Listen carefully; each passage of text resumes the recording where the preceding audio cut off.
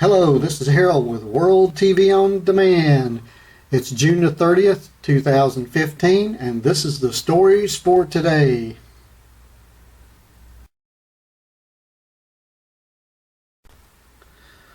We are going to talk about Greece in a few minutes, and we're going to talk about the plane that went down in Indonesia, Donald Trump, the gold, and what is in Fort Knox.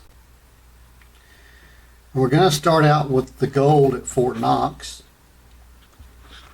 because you should know this. We haven't been on the gold standard in years. But when my wife came up with a good question, what's in Fort Knox? Okay, the short answer is $137 billion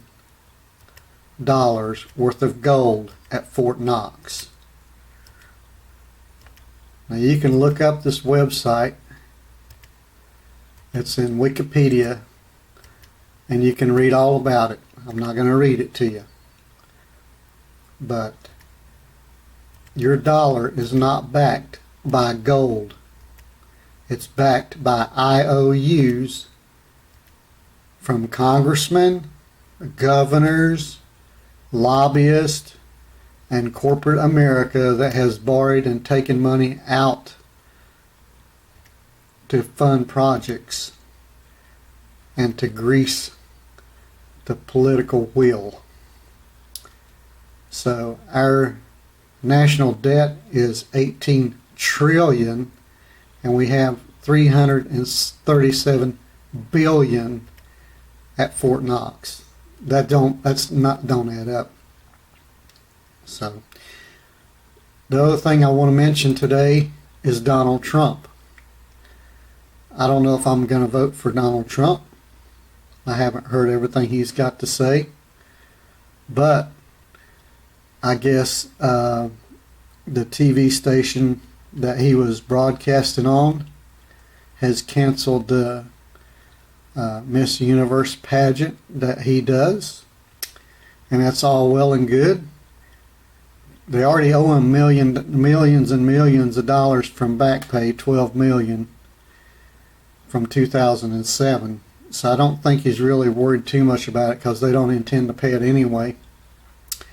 And also, this is just a distraction from his presidential candidate run. So don't get distracted by these news medias and these TV stations that do not want him as president and are doing things to draw attention away from him running for president. Now we're going to go back to Greece. The markets are trading off significantly, but we're not down 1,000 points. We are not going to be able to handle, without major disruptions to the global economy, Italy going down. Italy is a major industrial country. It is, I think, the third largest economy in the Eurozone.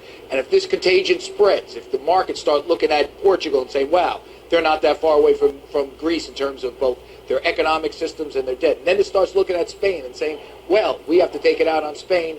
And then Italy, well, then we have a real problem. And then it's all of Europe, which is why a lot of European stock exchange funds and the rest were under considerable pressure today, right? And then our banks are affected by that. See, right now. Okay, here is Charles Payne, and I kind of like Charles Payne. See what he has to say. Is Puerto Rico America's Greece?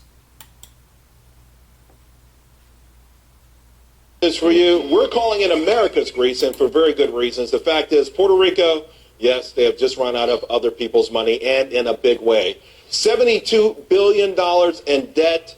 Listen, this debt, by the way, is in the hands of ordinary folks. It's not like that convoluted Greece debt. And the root of this thing, not unlike Greece, listen, we're talking about an...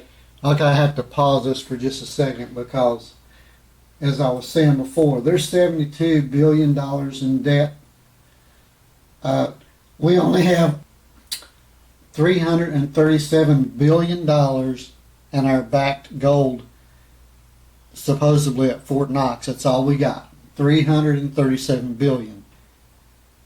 And Puerto Rico is that far in debt, $37 billion. Let's see what else he has to say. I mean, self-sufficient economy is slipped into a welfare state. Crime, poverty, soaring, and lenders still forked over a whole lot of money. And without any sort of emergency intervention, Puerto Rico will default, and that could trigger municipal bond scares like we had before in the financial crisis.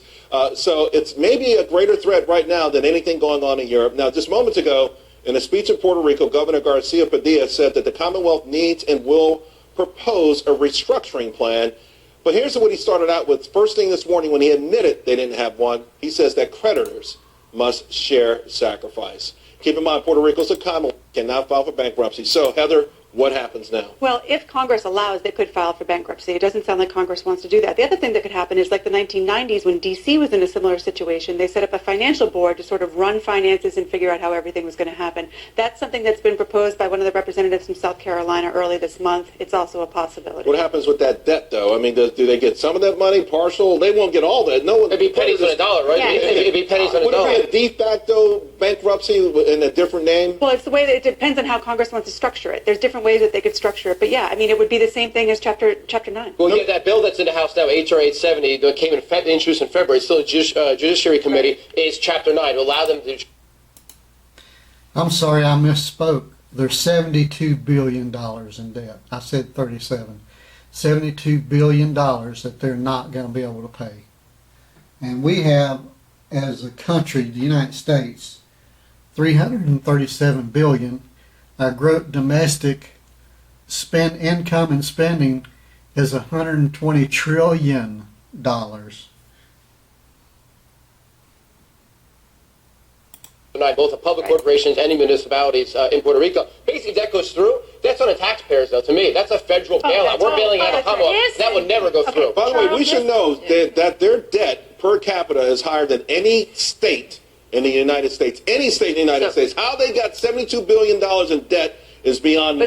Okay, the problem that we should know as Americans is that most of that debt is held by big American funds. In those funds, that money comes from pension funds, Right. public pension funds, from endowments. So we, all of us in this country, are going to take the loss when that debt is cut down to 25 cents on the dollar. Because there's been a lot of big bets by big, huge fund managers who thought that they knew Puerto Rico better. Matter of fact, one said, Puerto Rico, well, that's going to be the next Singapore. Even at Greece or Puerto Rico, it's like, oh, they can't handle their money.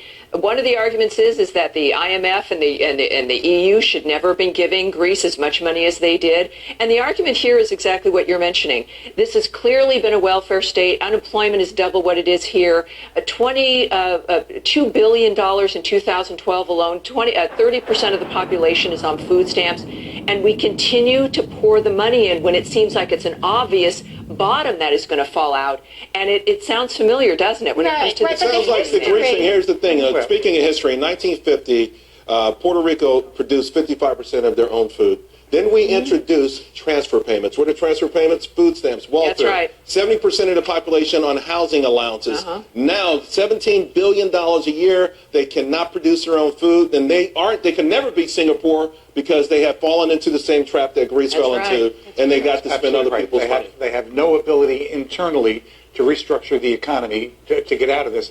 And what happened was you had a lot of these, because all their bonds were tax exempt, you had a lot of tax exempt bond funds in this country buy it, and then it started to go bad, and then a lot of the hedge funds came in and bought the distressed debt. The one thing you do know is the creditors are going to get hurt badly here. All right.